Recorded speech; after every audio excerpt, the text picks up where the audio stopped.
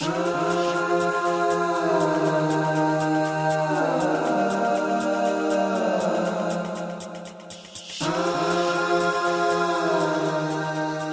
everybody. Welcome back to Tammy Tuesday, the podcast of life, love, and purpose. Super happy that you're joining us today. I have one of my favorite people on the planet here with us today to share some amazing stories and some of her beautiful natural gifts that she brings to the world. It is my friend, Darleen Santore AKA Coach Dar.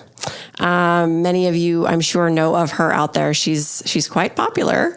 Just to give you a little background on really who she is a board certified occupational therapist to coach and consult in all 4 major league professional sports and CEOs. And she does this worldwide. She's also the founder of Performance Meets Purpose consulting and author of best-selling book, The Art of Bouncing Back. Thanks for being here, Dar. I'm so happy you're here. Me too. And I'm so happy you have your show and we could spend this time together. I know, me too. This is a gift. Seriously, you all need to understand this is a very busy woman. And she's a very dear friend. So I'm grateful that you're here. And I'm happy that you can share part of your journey on the journey that we're on here. Mm-hmm. It's a very special place, and we're basically sharing what we bring to this world, and you bring so much to this world. I remember we met through a mutual friend who we both love, Carrie Pena. Mm-hmm. Do you remember that day? Yeah. It was the first day we toured her studio, actually, when she was just putting it together. I know. I actually met some really core group of people that I truly adore in that little lunch that we had that day. And you were one of them. And then since then, we've had such a cool journey. We've worked together. We worked on a little bit of a startup for a minute. Yep. That was all in such great spirit, mm-hmm. and all because of you. Mm-hmm. And so I would love to have you tell us a little bit about your story and where you came from and why you're here. And we'll kind of just dive into your purpose, because I really feel like you are truly serving your soul's purpose. And it's so beautiful to watch. Well, I just want to say it's so nice to see you serving your soul purpose and step into this, because you are a light, and that's what light attracts lights. And so we were meant to meet. Yeah. And it was all around love and kindness and good people. So thanks for having me here. And when I get asked often, what do you do? What's your story? Where are you from? I think I just want to start with, at the end of the day, you hear the titles, and yes, I work with CEOs and world leaders and these athletes, and I'm grateful all over the world that I get to help. But at the end of the day, my best friend said this to me. She goes, "You know what, Dar, you're a hope dealer." And I was like, that's perfect. I'm going to own that. I'm like, yes. And I just remember one time this woman who was coaching me in media, and she said, "Could you please take the word hope out? If you're going to provide a service to someone, you don't hope it helps." And I said, "I understand in your term, but you have to understand what I give. I do give people hope." Absolutely. And I want people to hear this. The reason is because when you have hope, you have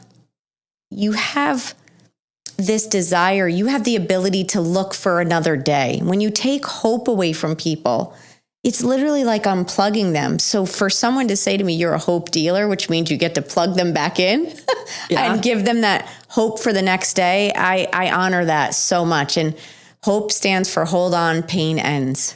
Love that. That we're all going to go through adversity, and that when you hope for the next day and you keep doing the stuff that you need to, I do coach and I got to get people going, but we're all going to get through our tough times. And in my journey, I've been through so many tough things most of my life, mm-hmm. but I'm here today and I'm sharing stories with you. And that doesn't mean that tomorrow might not be a tough day, or that honestly, last week there was tough days, but you just have to be willing to stand in your gift, to know what you're bringing to this world, to understand your why, and that allows you to get back up again. And that's what I give, really, even from watch people on the court, the stage, the ice, the boardrooms, and they'll be looking at them thinking, they don't have any problems. I'm thinking everyone has adversity. Right. Everyone. Mm-hmm. It's just how you deal with it. Exactly. And perspective and all of the things that go into it. And that's what you're so good at. Let's talk about this, because I remember when I first met you and we were getting to know each other and becoming friends, you shared some of your beginnings and your first steps in really finding who you are today and what you're doing today with your purpose. Yep. You had some health issues. You've had strokes. You've had, talk about that a little bit, because those were earth shattering, right? Waking you up to, hello, there's more to this, right? Yeah. So talk about that a little bit, because it's a huge part of your story. So grew up in Connecticut, my Italian family, they're the Sopranos. You can tell with your accent. I love it. Yep. And so, we didn't have a lot, but we had this big family, and I just knew I wanted to help people growing up. And then my grandfather had a stroke, and that's when an occupational therapist was working with him and working on his cognition and his vision and his brain. And I thought, what is that? And that's what stirred something in me. But just think about the fine line of the common thread. So I see my grandpa have a stroke. It's the thing that literally turns something on in me and says, that's what I want to do and how I want to help people. I go to school to become an occupational therapist. I get out and I start working on a stroke and brain injured unit. Those are my patients. That's my specialty, neuro, helping people through the most traumatic experiences. And at 25 years old, I go to a chiropractor, and I'd hurt my back. They manipulated my neck. And what I didn't know is when they manipulated my neck, they ripped the artery to my brain. And I was bleeding in my brain. And that's how I suffered my first stroke. Yes, Crazy. first, because I ended up having 3. But I just think, look at the irony. It was my grandpa having a stroke that got me to want to be an OT. I go to become an OT.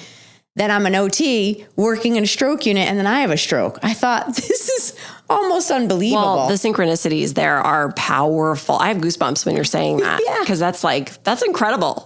And I'm thinking, why? But our tests become our testimony. Our obstacles actually provide opportunities if we allow them.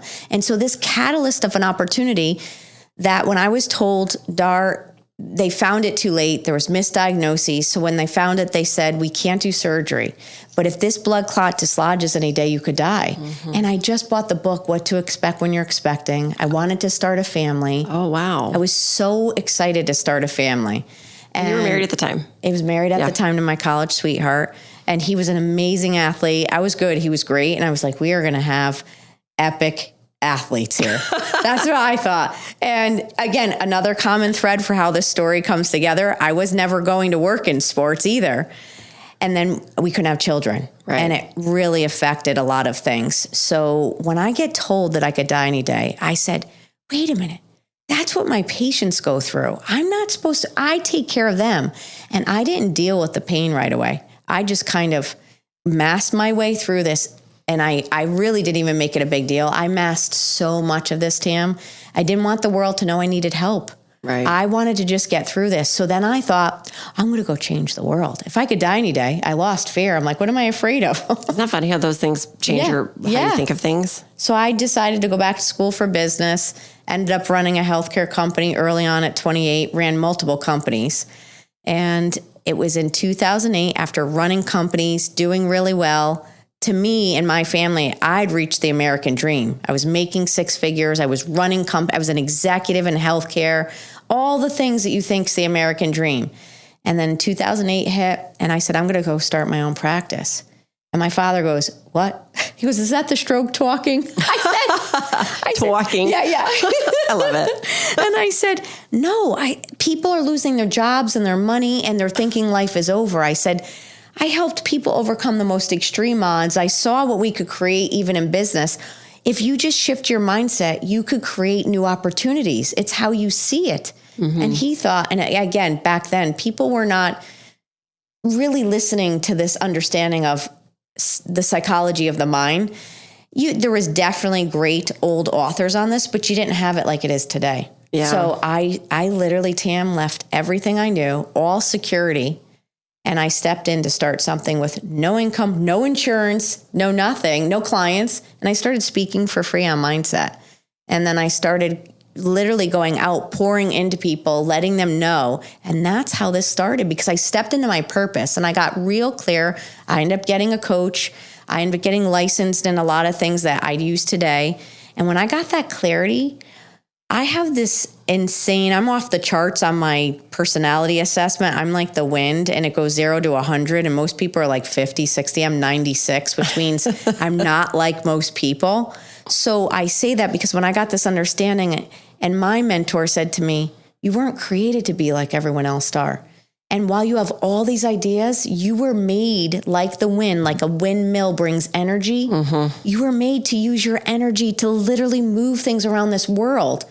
And I just looked at her and started crying. And I thought, all this time, you almost think, am I crazy? Because I thought like Steve Jobs. I think things that you can't see yet. And I'm thinking, why not? Let's go create it. And everyone's going, are you nuts?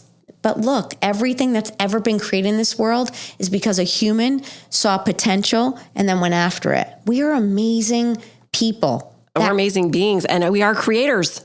Everything in this world that's been advanced is because a human thought it was possible. Exactly. Isn't it beautiful? Oh, I just want people to stay in awe of who we are and what you could create. And when you lean into really identifying who you are, I have goosebumps right now. I know. That this is where the magic comes. Yes. And so it was like someone just took the lid off for me, that I get to take the lid off for everyone I work with and say, let's go create. And I'll be the crazy one right beside you to go make greatness. Well, and you couldn't stop it. It was like a force that was just, it was bigger than you. And you thought, oh, I can't unknow what I'm walking into. Yes. And it's driving you forward. Yeah. It's amazing. And even like, I remember you telling me stories about your family looking at you like, what does she think she's doing? And you were faced with judgment and confusion. And even in light of that, you still did not veer from your course at all. You just were like, I'm doing this. Yeah, it was almost to the point my family was like, I don't know what she does. And when are you going to get a real job? And I think, honestly, not until just my book came out and everything's come to fruition and everything, that they're like, wow, now all I these get it. years, I see. Yeah. And that's why for everyone listening, inside you, you have the answers. The wisdom is within. And it's going to take courage. It's going to take you being brave. But once you know, you can't unknow, and you have to go for it, because you got a gift that you need to use to give back. That's your thank you back for this life. Yep. And you need to utilize it because it's going to help someone's life.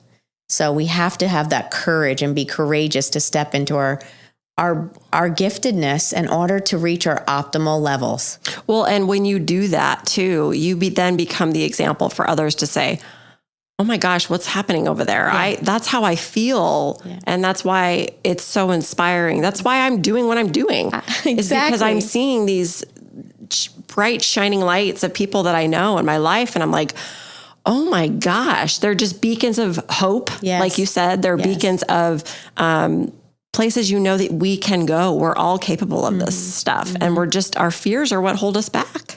And what's fascinating is when we met, everyone loves to sit with you and talk with you and be around you and share their story. And so that's not a coincidence that this is led into where you get to sit and have your show and people get to share their story with you now that you get to share with the world. Totally. Well, this is what's funny. And I've said this several times.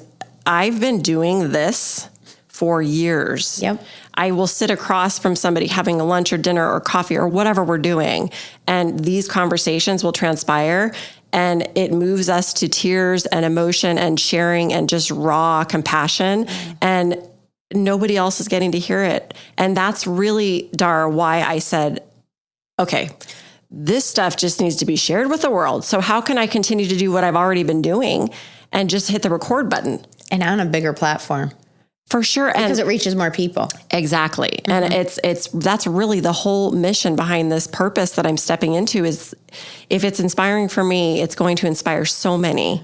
And all the stories are so different, and there's so many paths that people can take. They don't look the same, but they have the same intention, which is purpose, right? I mean, you're walking in this life, you figure out how to really dive into what gives you meaning and what pumps you up and lights you up, and then you step into it, and then you can't not do it, right? That's exactly it. I could not just sit there and go back to, for me, even a 9 to 5. I work till 2 a.m. last night. So I work more hours, but I have never felt like I've had a job in all these years of having this practice.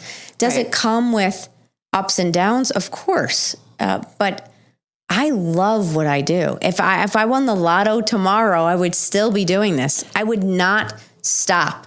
That's the question. It's funny. I say that all the time. It's like, if you had all the money in the world, what would you do with your time? Yeah. And most people that are in their purpose say, I would not do anything different. Yeah. Because you're living your joy. Mm-hmm. I just might maybe work out of Italy a couple more months. I've decided last year I got the chance to take my first month off, and it was amazing. And so I'm going to continue that. And I thought, well, maybe this July I'll just work from Lake Como. Right. Well, or take the month off. I don't know. Let's talk about that for a second, because this is an important piece to everything that you're saying. How does Dar recharge Dar? Because we all can, whether we're serving in our purpose or not, and it doesn't feel like we're working because we're loving what we're doing so much. That all aside, at the end of the day, we need to pour back into ourselves to refuel, to recharge. What do you do? What are the practices that you do regularly to do that for yourself? I have to work out. And so in the morning, my morning time, I get up, my prayer, my meditation, and then I go and I work out or do a cold plunge. I try not to schedule anything before 10 because I get up and I need to go and do that and then obviously get ready. It gives me so much. Yesterday, I had to give a huge keynote for a company, and there was stuff going on business-wise that I said to one of my teammates, I think I might have to just push this workout till later. And she looked at me because she knows I'm a better person if I do. She goes, no. Don't you dare. You go.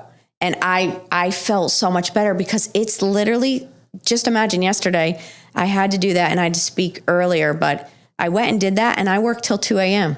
So if I didn't get that, I would have felt like I got robbed of the day, but I never did because I at least did that. So when you say refuel, sometimes it's obviously taking, like the first time I ever took a month off. I worked maybe 2 or 3 days, but that's a big deal for you. It was huge. And what I did is I actually 2 years before that started to just take Fridays off.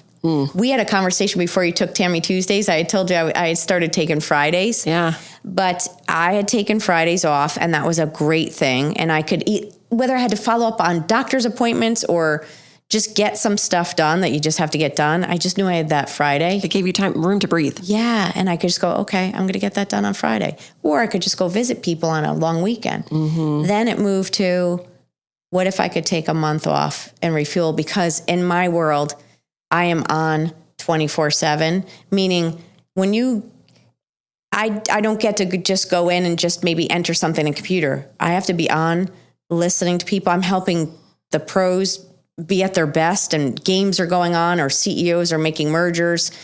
And then if you're speaking and giving a keynote, you don't get to just be up there and like, let me just talk. You have to literally move the crown. You're in it. So, and I love all of it, but what people don't know is because I'm very extroverted in what I do, I'm introverted in how I refuel. Yeah. And I have to get quiet. So I love to go hike. I love to get in nature.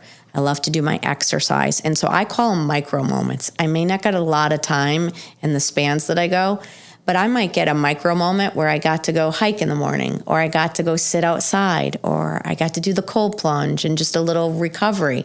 And then sometimes I love quality over quantity. So my inner core of people, I just want to sit and have a meal where I could just listen.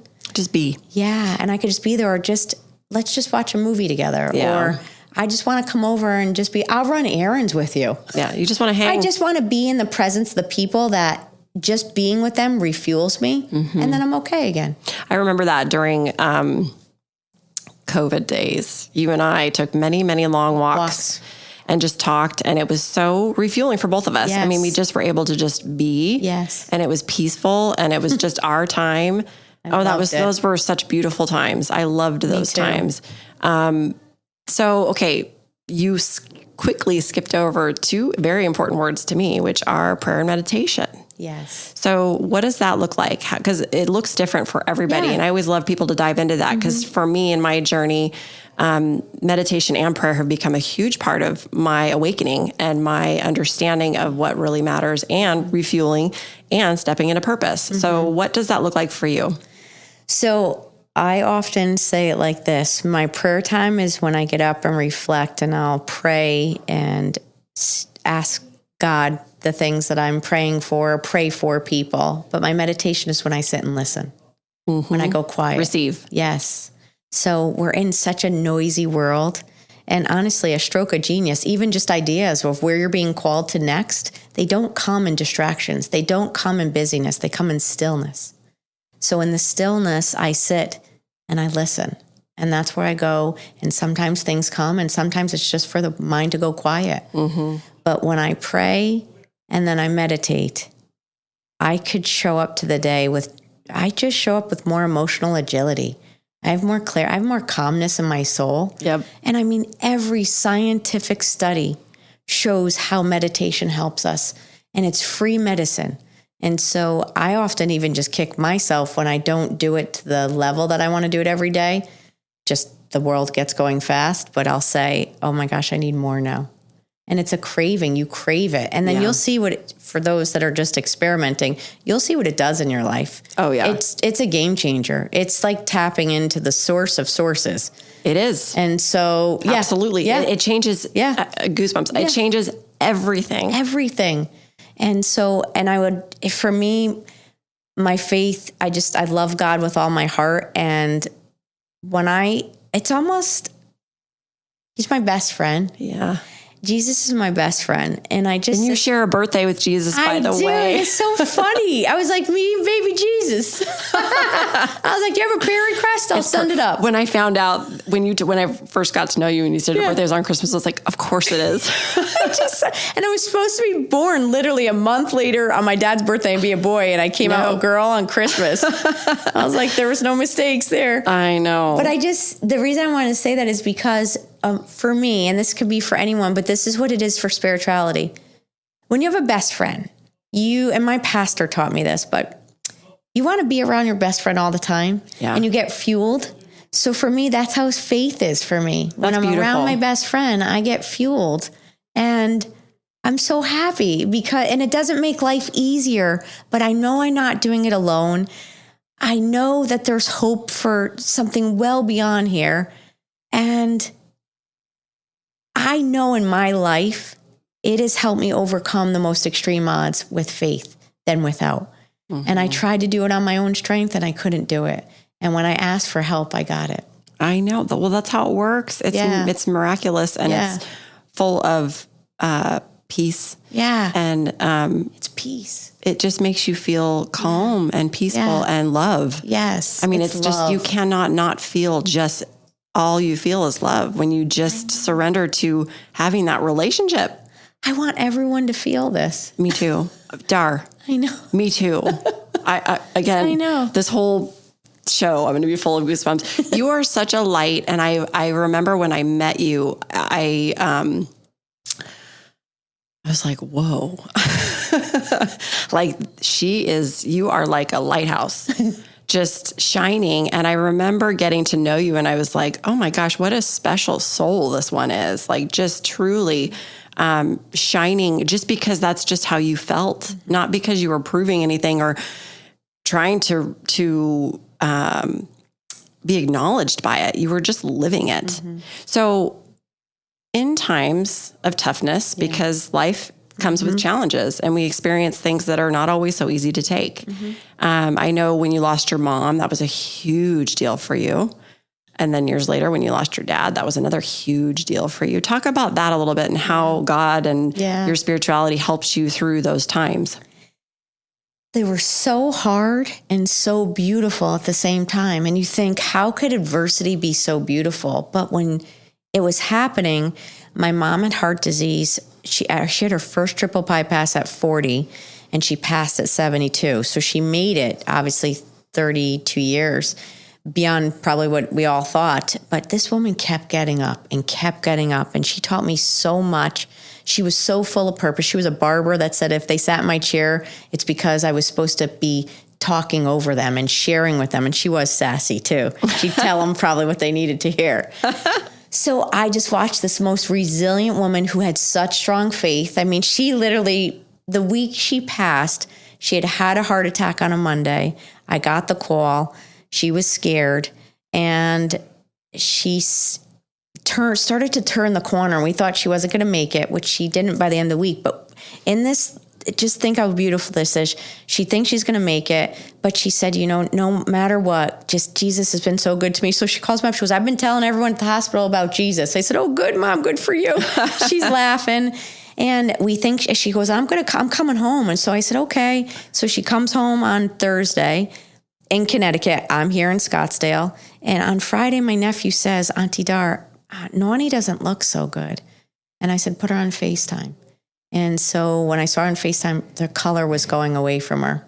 Mm-hmm. And I knew something was wrong. And so Saturday morning, I'm on FaceTime with my dad and my mom, and she just turns. And when we go, I truly believe we're being met. And so yes.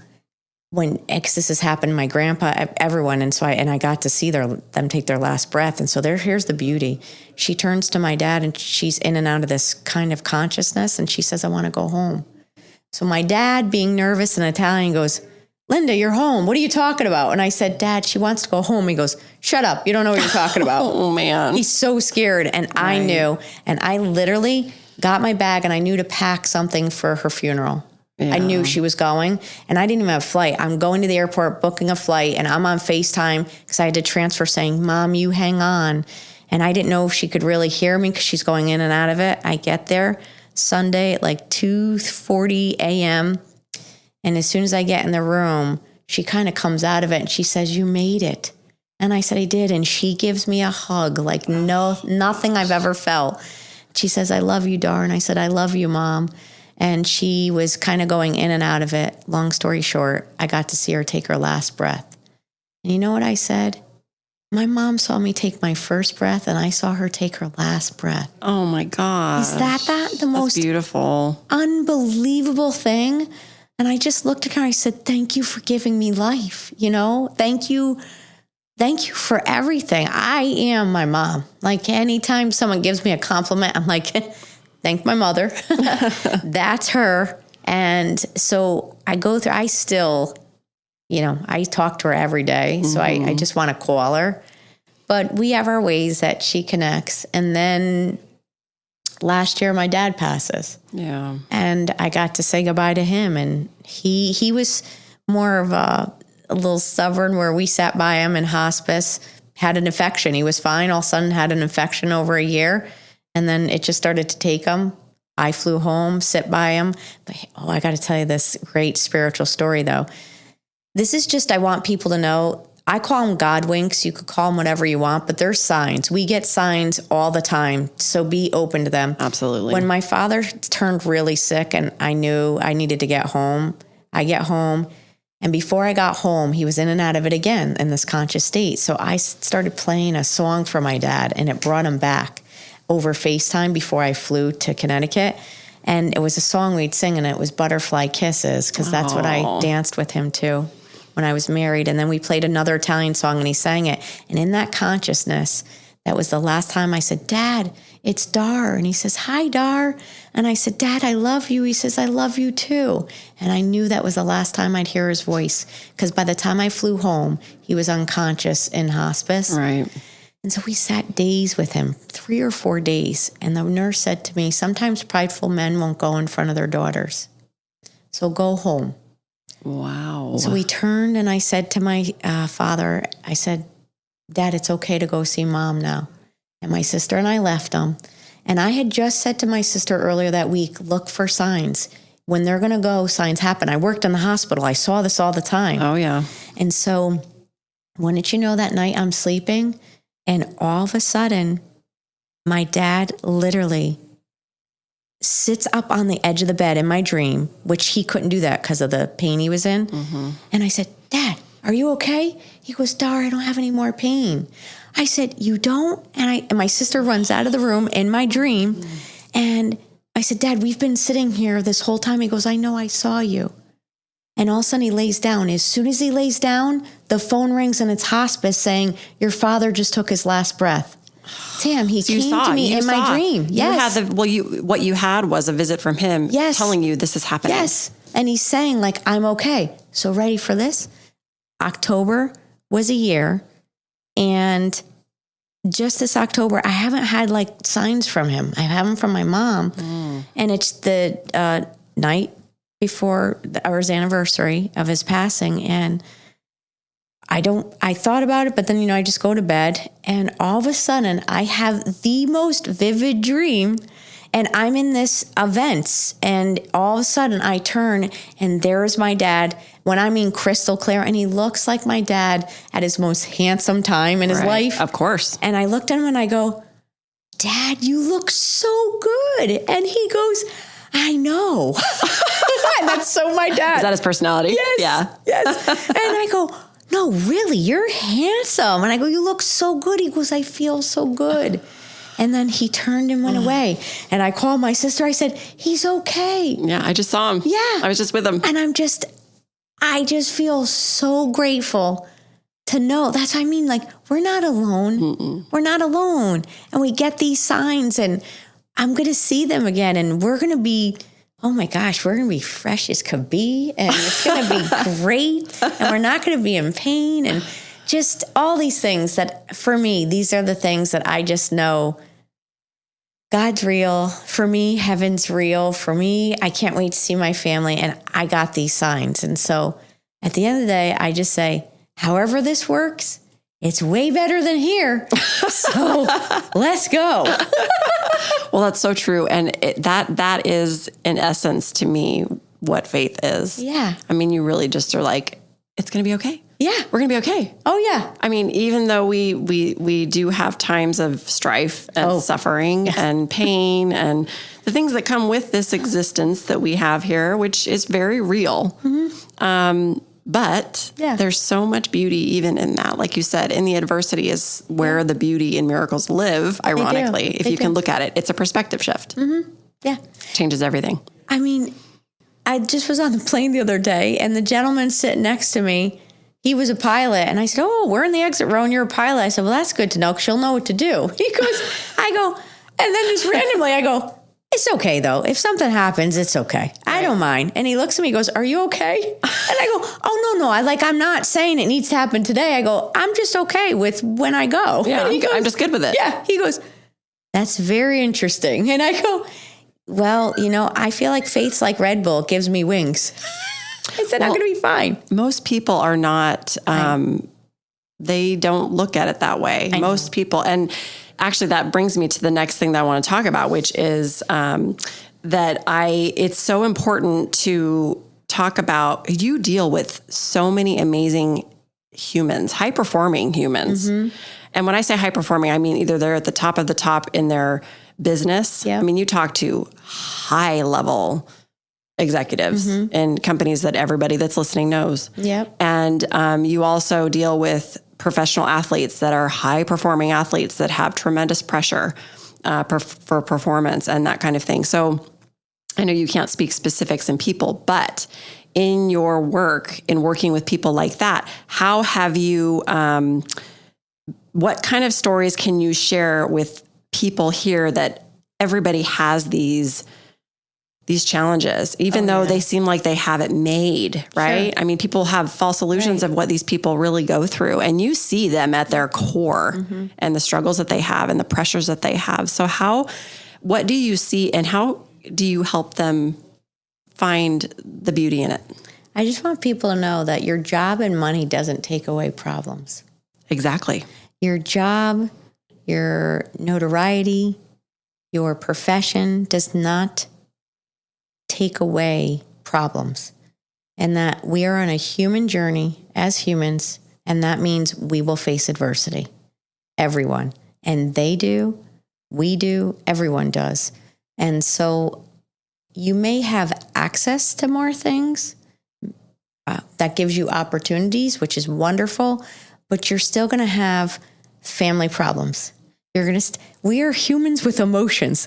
There's going to be dynamics in families at the wealthiest home and at the poorest home and at the middle of the road home. My point being is life doesn't come with instructions.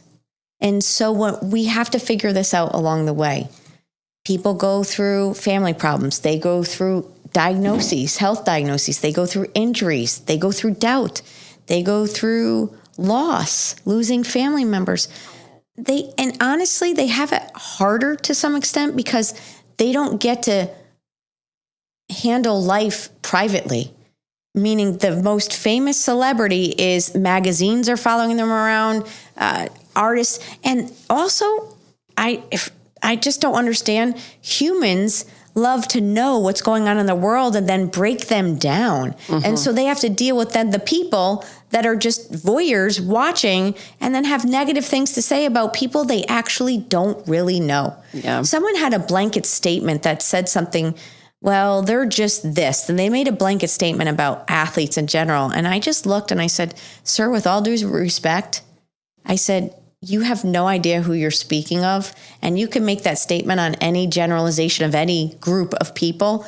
But until you really know, I would rather you not make blanket statements like that. Right. And I said, because they're some of the kindest, most wonderful, and smartest people. They're more business savvy than people realize in sports. And so I want people to know that your title doesn't give you breaks from challenges. So, and honestly, it just comes with less privacy, and less privacy means more exposure, and more exposure means more people come after you. And so that's and more hard. judgment. And judgment is one of the toughest things to overcome because you have to not judge anybody else, but you're getting judged just because of who you are. I just, even when I hear people walking around and say they saw a show and they're like, oh, I hate that person.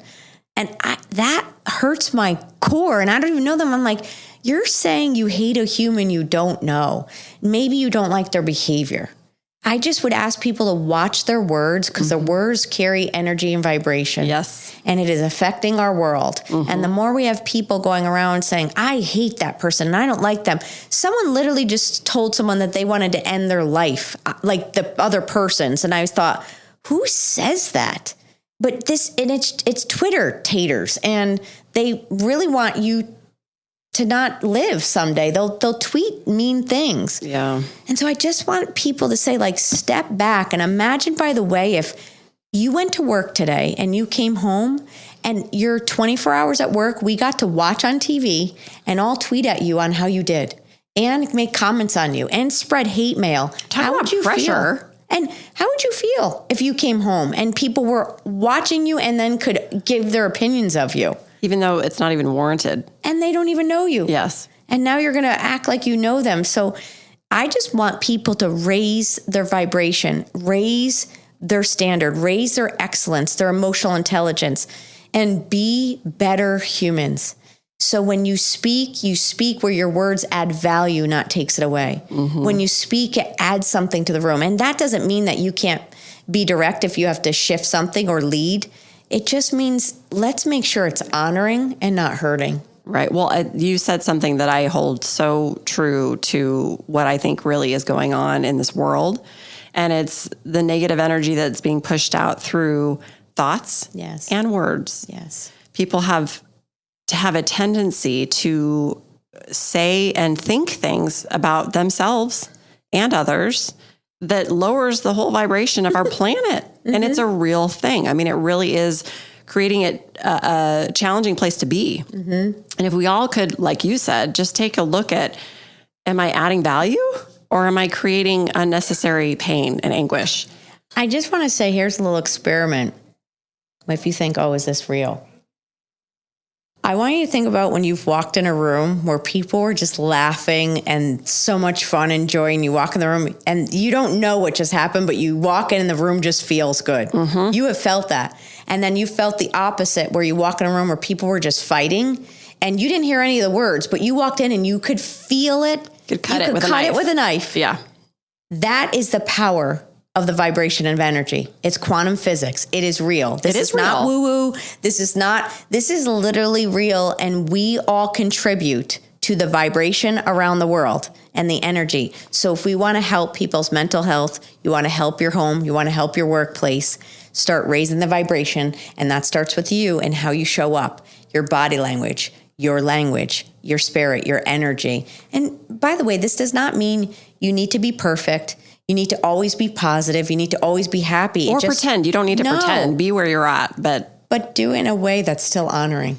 Yeah, exactly. Be your authentic self. I mean, we have times of struggle, and it's okay to be real in those moments. In fact, it's important to be real in those moments. It's refreshing. It's never more important. I was going to say this to you. This was another thing now that we just touched on it. I'm going to go there now. One of the most beautiful things, and we've had some conversations on this podcast about social media and the impact that it has on so many, positive, but a lot of negative. And how I love that you are so real on social media. You, as bright of a light as you are, and you shine there as well. You also, when you're having a crappy day and you are struggling as this human being, you are very raw and genuine about that, because you cannot, if you're going to be really making an impact and be real and show up for humankind, you have to be real. So the things that we show on our social media, keep things real. Be authentic, be sincere, be genuine. Yes. And that's the same as when you show up in a room. Yes. To the core of core, that I'm so grateful, because we are living in a world where people's front stage does not meet their backstage. And the reason people get hurt is they see or follow or like something, and then that's not who the person is. And I want people's mental health to be well, which means we have to be ourselves, and we cannot pretend to be something we're not. So, and I also want people to know when they look at me, one, I'm not perfect. One, I don't have it figured out. Am I an expert in my area? Yes, because I've specialized 27 years of it. But that doesn't mean every part of my life is perfect at all. And that doesn't mean that I don't go down. Do I bounce back faster than others? Yes. And that's because of the tools of the work that I do, that I put to practice. But do I hurt some days, and do I get sad? I do. I get sad missing my family. I get sad when I see people hurt. I get sad for what's going on in the world. And one time I put out not too long ago on social, I woke up, and I'm not a crier. It takes me a lot. Working in the hospital, you had to be the strength in the middle of the storm for everyone. So it really is it's a learned behavior. And this one particular day, I just got up, and Tam, it was like waterworks. I mean, I was put on makeup on, tears. I'm like, oh my gosh. Then I had to go to the gym. I'm at the gym, and all of a sudden I'm like, I got to walk out, because I could not stop crying. It just needed to come out of me. And for me, I was like, okay, what do I need to do? Which is, I need to be with my best friend. I needed to go be with God. What was going on?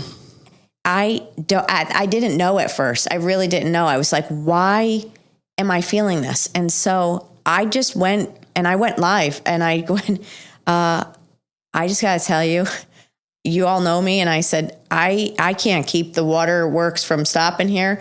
And I said, so I went to where I find comfort, which is God. And I went over to this particular church. I don't attend it, but it has a beautiful sanctuary. And I just got out and walked, and I just was there in prayer. And then all of a sudden, my best friend just gave me a hug and was like, we don't have to have it figured out. I just need to know you're not alone. And then it gave me back and restored. And I said, and I feel better. I'm not saying I'm not sad anymore.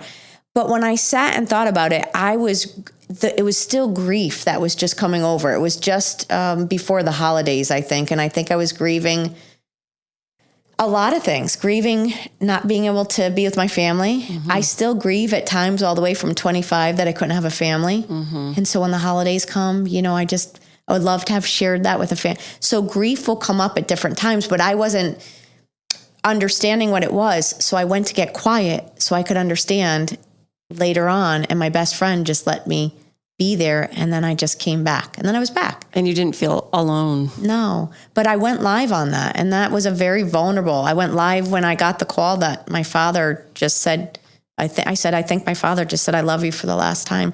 I think I'm going to say goodbye to my dad.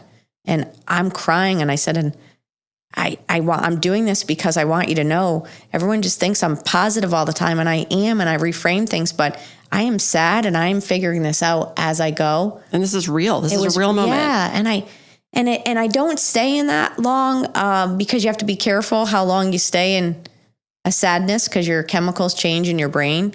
But I will say, I just show people that I feel what everyone else feels, I just use the tools now that I didn't at 25 and I push the pain away. I just use them faster now. Yeah. Because if I use them, I know I get through it faster. Right. So that's a lesson for people. There are tools for a reason. Use them because then you get through and your lows are not so low anymore. Right. Well, you can get through them more quickly. Yes. To the other side of it. You understand that there is another side. And you can Hope. you can get there because you have tools to get there. Yeah. I want to talk about a sensitive topic because we're talking about sadness and mental health is such a huge epidemic in our world. And it's starting to be talked about more, which is great because I think the awareness around it is very important. Again, going back to tools and people learning how to find tools to help them through these things. I know in your line of work that you deal with people, and this is another touchy subject, suicide. Yep. How do you help people? This is such an important message. And again, this is very, very touchy, but I think it's very, very important to talk about because this is very real for many, many people. And when you're dealing with, you're having an encounter with somebody who's really having these types of thoughts, what are some of the ways you help them discover these tools for themselves so they can get through those dark times and realize there is light on the other side of it? Because that's such an important, crucial tool for people right now. I think the hardest thing is there's so many people dealing with this that we don't know. That's what I'm saying. Yeah. It's way bigger than people have any idea. And I have people reach out literally from all over the world, different countries that I don't even know, letting me know that they are. And, that's again why I get sad. Sometimes I can't get to them and I send them the tools. I'll send them tips. I'll send them a hotline to call and I can't make them do that. And I pray, that this gets through. For the people that are within my reach or that I know someone that I could call, I just want to say this. If you know someone first, let's go to if you know someone who is suicidal or that has been off and depressed. I had a very dear friend that had some horrific things happen to her and she was suicidal and I knew she was spiraling. And of course, when you call someone, you're like, do you want to talk? Do you want help? No, they don't want to. When you're depressed and you're down there, you say no when actually you do, but you just don't, you're like, no, I don't even have the energy to, because I don't even know what to say. I just can't go on. I got up, I went right to this person's house. I said, get up, get out of your bed, get in the shower. And I said, and I'm not leaving. And I said, and I know this person golfs. And I said, get in the car. And we drove to Sedona and we went golfing. And this person was literally on the brink of suicide. And once I could change this person's state to see that there was hope for another day, I had this person laughing on the golf course. Wow. And by the end of the night, they looked at me and said, thank you. Because I knew that night they were going to do it. I knew it. And I said, I just needed you to change your state. This depression, that's why I said don't stay so in the pain too long. It changes your brain. Talk about that because that's a real thing. It changes the chemicals of your brain. What you feel, what you focus on, you feel, you start to become. So if you keep focusing on the problem and focusing on the pain, your body starts to feel it. It's why when panic attacks, anxiety, you're fearing something that hasn't even happened, but your heart starts to race, you start to sweat, your body's like, oh, it's fight or flight, and nothing's even happened. We could put ourselves into these states, and then it starts to literally change the chemicals of our brain.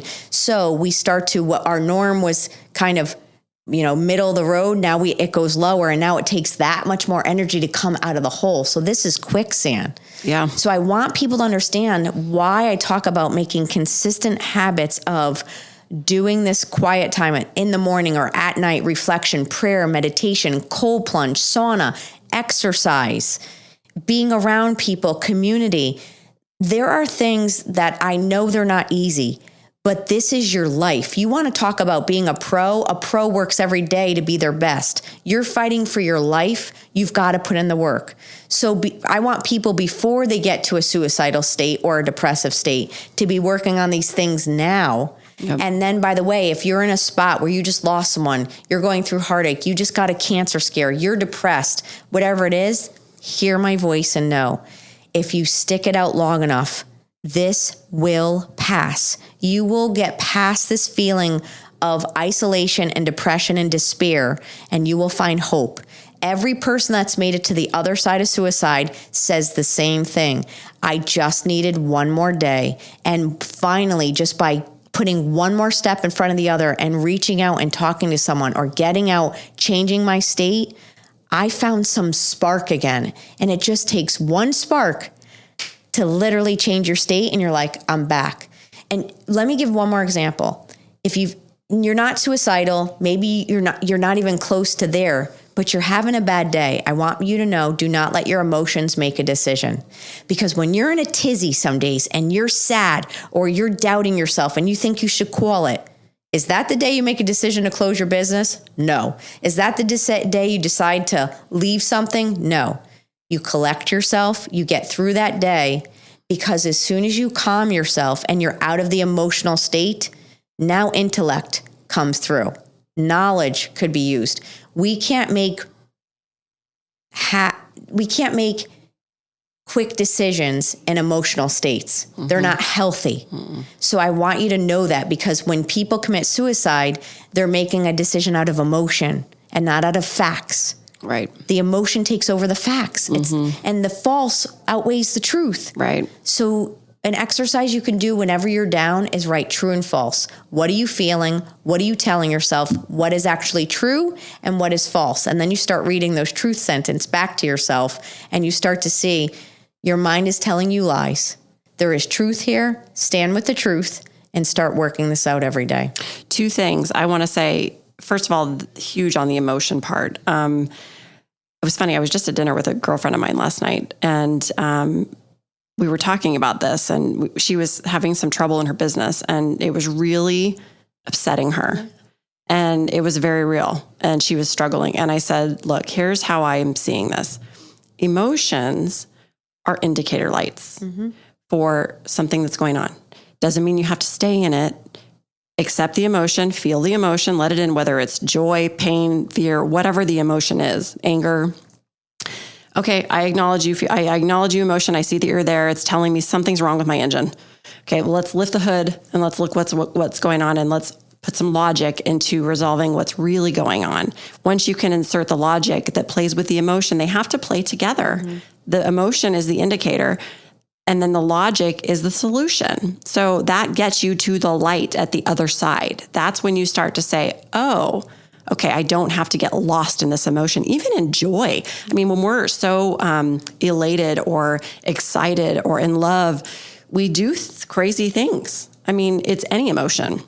You may feel like you need to do something that may not be quite rational for what really is for your best. Right. So acknowledge the emotion, feel it. Emotions are beautiful things, but you don't need to stay there, because it changes the chemistry of what really is best for you. Yes. I mean, it's just huge. It is. The other thing, I lost my train of thought, but it was the emotions were a big part of it. And you were talking about, I'll have to come back to it. I don't remember what it was, but it was good. My dad would say, hold on, it's on the carousel. It'll come back around. I'm sure it will.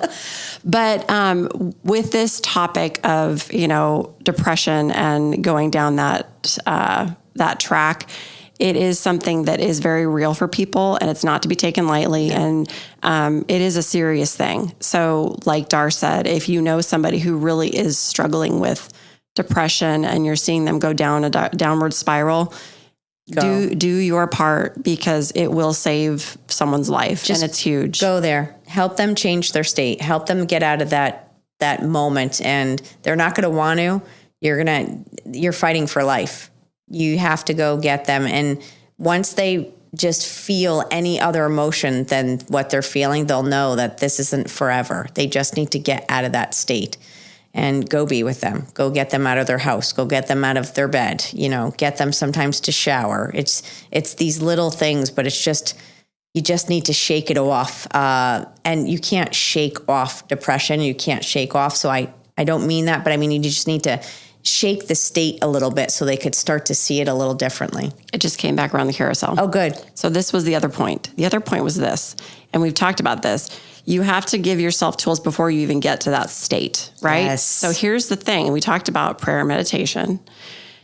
You can be in a receptive state to have your own communication directly with God, source, whatever you want to call it, if you can get quiet enough for it. So when you get quiet with yourself and you start, like Dar was saying, write down the questions, the good, the bad that you're seeing, listen to those answers because they are coming directly from that source. So trust it. Don't edit them. They are truth. It is truth. So if you can hear that for what's really coming through, like what is it that I'm struggling with? What do I think is really going on and what's really going on? Listen to those answers. When you're quiet, you will get real answers and you'll suddenly say, oh, I didn't realize that. And you think that it's you. It's not. It's coming from somewhere else. And they're powerful messages. Very. Life-changing. Yes. Life-changing messages. Could change the trajectory of your life. Exactly. Yes. It's so powerful. There's a book that I read, and it's funny, I'm going to go hear him speak. Ed Rush, he wrote a book called God Talks. I don't know if you've heard of it. So good. He has such a great delivery. He's very funny and very real. I do recommend this book. I just recommended it to my friend that I was at dinner with last night. It's perfect. And really the whole premise is to teach you how to get quiet so you can have a relationship with God, source, whatever you call it. I want to be sensitive to how what people put a lot of meaning behind words, but getting the answers that you need for your life to help walk into your purpose, it's huge. And like you said, life-changing. Yeah. Yes. So powerful. You don't have to do this walk alone. And there is definitely God to help you along the way with this. You don't have to do it alone. Exactly. Yeah. Any other stories that you can share that might be inspirational for people listening based on what we've talked about? I just don't want to miss anything because you are such a valuable source of knowledge and experience that I know people love to hear from your experience. I know I just put you on the spot. Oh gosh. I mean, you've worked with so many, literally high level executives, athletes, and just everyday people. It's not always, it's everybody. Peak performer. If you're peak performing, usually I'll work with you. Let me just say this, and that was heavy. Let me go light as we close this, but here we are and we're in a new year and people often say like, oh, new year, new you. No. It's new year, new mindset. It's you. You're still taking you. You can have an elevated version of you, but nothing changes unless you change your mindset, unless you make a choice. Every day is about making a choice to be intentional of how you want to live. You are choosing the person that you want to become. So look at who you want to be this year. Who is the better version of you? What does that look like? How would that person show up every day? And then create a plan around how does that person become that person? What does that kind of person do? What does it look like? Yeah, what does it look like? What's the mindset too that it requires? And if you really want to be intentional about having a better life and a better year, that means you need to be intentional every day about working at this. We often get into I'm going to do this, I'm going to change this, and it fades off. Literally, they said by the 15th of the year, almost 76% of people are done with their New Year's resolutions. I don't write New Year's resolutions. No, I don't. That's why I do the one word thing. Yeah. It's a way to live through the whole year. It's your anthem. Yes. But also be intentional about what do you want to be different this year? How do you want to show up? When I tell you it's so much mindset, it is. So it's a choice of who you want to be. And then go live that out. Be excited about this because 24 will become 25, 25 becomes 26 without intentionality. So be intentional about your actions, about your words. And the greats become great because they're consistent at what they do. Devin Booker has one of the best shots because he practices it every single day. We got to know who Michael Jordan was, obviously, because of his work ethic, and Kobe Bryant and Serena Williams and all of these people. You want to talk about the greats, even in business? They're great because they're consistent at what they do. You cannot create greatness with inconsistency. So go be consistent this year at whatever it is. Pick some things you want to be better at and then go be consistent, because when you start to see the success of your consistency, that breeds confidence. Confidence breeds joy. It gives more oxytocin and serotonin. You feel better, and it'll help the mental health challenges that we're having, and go be a good human in the world. Exactly. Well, it's funny when you talk about making choices. I have a friend of mine, she she coined a new phrase, or a new word, I should say. You're not making choices, you're making joices. You want joy in your life? Make choices that bring you joy, which is a joice. That's so beautiful. Make better choices. There you go. I mean, right? Isn't that a cool word? Make better choices. Make better choices. Yes. Yeah, that made me happy and really resonated with me. So I'm sharing that. So Dar, what is the best place for people to find everything that you're doing and follow you and be inspired by you? What's the best way for them to see that? Go to CoachDar.com because that has all of my information on there on how you could connect with me on Instagram, LinkedIn, all the social media outlets. I put up on Instagram the most information at the Coach Dar, THE, and then Coach Dar. And I'll put up stuff on stories that I don't put anywhere else where I'll just be sharing nuggets. But also on my website, I do a Thursday newsletter every week that I put a lot of intention into, which are mental tips that you could literally put a book together and just start filing these, and they're going to help you throughout the year. So if you go and sign up for the newsletter, you get that. And also this year, I'm kicking off this really awesome 2-day experience. It's called The Experience. So stay tuned because it's going to be like nothing else, an experience to help you literally step into your greatness and experience more life. Wow. So I can't tell you more than that right now because we're in the creation. And when all the details are done, our first one will probably be April. And so follow along. Great things are coming, and to stay tuned. Awesome. And don't forget to pick up her book, which is amazing, The Art of Bouncing Back. I have it here. I brought it because I needed her to sign my copy that I didn't get signed before. Really excellent book. She's such a great resource and a light for everybody out there. So yes, thank you so much. Thank you. Thank you for joining us. I'm happy that you were here with us today. I hope that you got a lot out of our message. Please make sure to subscribe, follow, like, comment, all of the things so the right people can find these messages that are very important for the world. It means a lot to us. You can also find more information at TammyTuesday.com or resources, other things to take a look at and consider in your journey.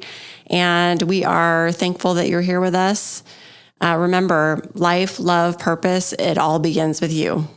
So sending you love and light. Peace out.